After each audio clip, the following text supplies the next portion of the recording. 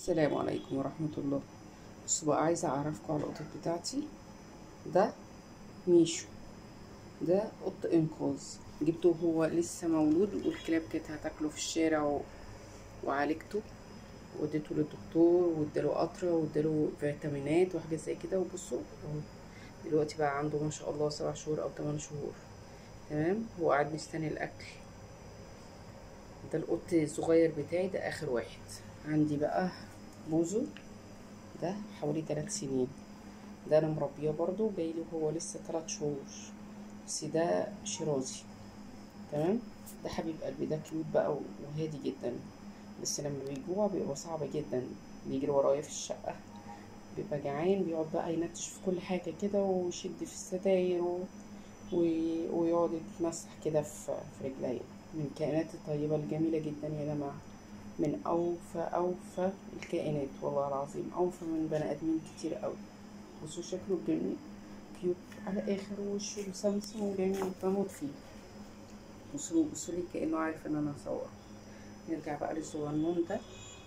ده بقى عشان ما رضعش من مامته وجايباه وهو صغير خالص، فمناعته تقريبا ضعيفة، على طول تعبان وعلى طول بعالجه والله. بس لما بيجوع بيبقى صعب جدا. ده بلدي. تمام، اوريكم بقى انا عامله لهم اكل ايه. ده سلقت لهم، ممكن بقى تعملوا لهم اي اكل. بياكلوا خضار مع سمك. انا جايبه لهم بصراحه اللي هو السمك التونه، مش الماكريل اللي هو الغالي. لكن طبعا اهم حاجه ما يبقاش فيه شوك، هما طبعا بيعشقوا السمك. ممكن تحطي تونه اللي هي المعلبه، بس ترمي الميه اللي جواها عشان ما يحصل لهمش اي مضاعفات، لانها ما بتبقى مواد حافظه وده خطر على القطط. طبعا هما قاعدين مستنيين الاكل وانا بعمله لهم. طبعا لازم يبقى بخضار، ما ينفعش كده يعني الاكل يبقى من غير خضار، لازم خضار. طبعا ههرسه خالص، لازم ينعم على الاخر، بس انا عشان لسه سلقاه فسخن مولع، فسايبه لغايه ما يهدى. وممكن اهرسه دلوقتي وهو لسه سخن واسيبه لغايه ما يبرد خالص، عشان حرام نحط لهم الاكل وهو سخن، لازم يكون بارد على الاخر عشان يعرفوا ياكلوا، عشان حرام. تمام. وعندي قطه تانية اسمها موكا، بس هي نايمه دلوقتي، مش هينفع اصورها، يعني ملهوش لازمه ان انا اصورها لان مش هتبقى باينه قوي. تمام يا حبايب قلبي، انا عندي 3 قطط، هم جمال جدا ويعني مالين علينا الحياة كلها. طبعا اللي بيربي قطط لازم يكون على دراية كبيرة بتربيتهم، عشان ما يأثرش معاهم من اكل لنظافة، كل حاجة، لانهم عاملين زي البيبي واكتر. هما ما بيعرفوش يصرخوا، لكن بيبقوا جعانين، بيبقوا تعبانين، لازم انتي تبقي على دراية بكل ده وعلى علم بيه عشان ما تأثريش معاهم. ما بيعرفوش يتكلموا، يقولوا احنا يعني مش قادرين او جوانا حاجة او الكلام ده كله. تمام.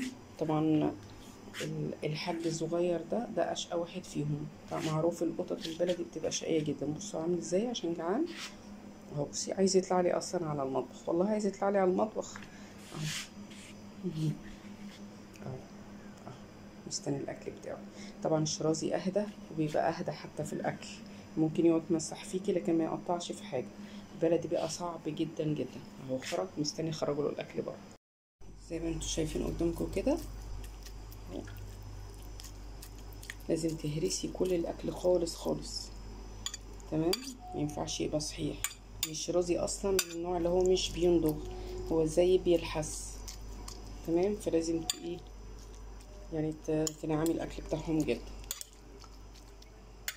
ممكن لو عندك كيتشن ولا حاجة ممكن تضربي كله مع بعضه كده تنعميه، مفيش مشاكل. طبعا لازم تخلي بالك من الشوك، لان حرام يعني تعامليه معاملة ان عندك بيبي وطفل.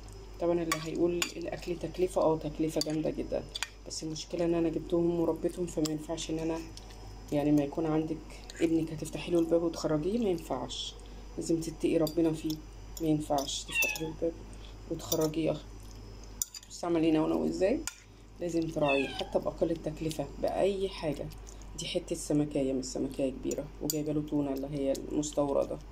طبعا بقطعها ممكن على 3 حتت أو حاجة، بتقضيني 3 أيام. ممكن الكبدة اللي هي الفراخ، ممكن قطعة كبدة عليها كوساية كبيرة أو بطاطساية وتأكلي. لكن ما ينفعش تفتحي لأي كائن زي ده الباب وترميه في الشارع. وياما لقينا قطط كتيرة قوي في الشارع مرمية، لا حول لها ولا قوة عربية خبطها، لأنه بيبقوا اتعودوا على البيت، فما ينفعش تفتحي لهم الباب وتخرجيهم وتسيبيهم بقى لطريق يعني لا حول لهم ولا قوة فيه، لا هيعرفوا ياكلوا زي بيت قويهم ودفى ومية موجودة والرملة بتاعتهم. كان الشارع الله أعلى وأعلم، قطة الشارع ممكن، وده بيحصل كتيرة جدا وشفته كتيرة قوي قوي قوي، قطة الشارع بتعورهم وحاجات كتيرة قوي. الواحد لو بإيده إن ياخد قطط الدنيا دي كلها بجد مش هيتأخر، لكن طبعا يعني هم 3 بصراحة صعبة قوي يعني مراعيتهم وتكلفة أكلهم، فالحمد لله على كده. بصوا، ايه يا بابا، ايه مش، ايه مشموش، ايه كمال، ايه يا عاصم، ايه تكحانة، الأكل سخن يا قمر. بس بصوا، بص الأدب، بص الأدب، الشرزي دايما مؤدب جدا. بص البلدي، بص عاملين ازاي، رايح جاي رايح جاي مستني الأكل ينزل، ويفضل ينونو وينتش في الحاجة مش ساكت. ده بصوا مؤدب، مستني الأكل بتاع ماما ما يخلص وتحطوه. بصوا الأكل أول ما نزل، بصوا بصوا جعانين بقى عايزين يفطروا. بصوا عيني عيني، بصوا الجوع، بصوا كل واحد عايز ياكل قبل التاني. بصوا مناكفين على فكرة الاتنين مع بعض، البلدي والشرازي بشكل رهيب جدا. بصوا يعني ممكن احط ايه للبلدي كده لوحده لانه اكلته بتبقى مضاعفة عن الشرازي. الشرازي بياكل بسيط. بصوا بصوا بيعمل ازاي، عايز يمشيه من طبق الاكل بتاعه. بصوا ده هسيب لهم بقى الاكل كل واحد لوحده عشان ما يتخانقوش مع بعض لان الاتنين جعانين. فصلت الاكل القط ده عن القط ده عشان كان البلدي بيضرب الشرازي وبرده مفيش فايدة، داخل في الطبقين. نبص الشرازي مؤدب ازاي رغم ان هو جعان، بس مؤدب قوي وبيخاف.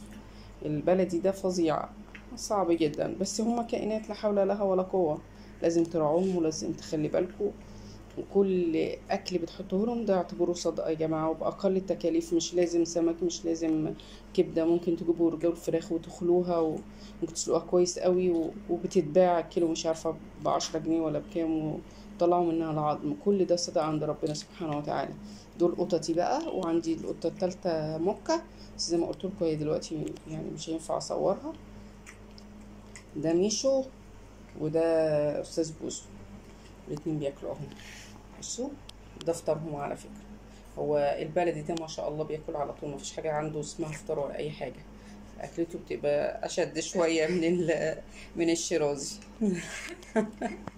يعني ممكن يخلص طبقه ويخش مع القط الشرازي ده الاكل بتاعه متفتون عليه، ما بيسيبوش في حاله. ده يومهم النهارده وده فطارهم. بص عايز يطول اي حاجه، بص بيدور على السمك في قلب الطبق بيجيبه بايده عشان خاطر ياكل. ده خلصت لكم الفيديو النهارده، ده وجبتهم. مع الوجبه التانية هوريكم هيعملوا ايه. خليكم معايا بقى عشان اوريكم يومياتي مع قطتي.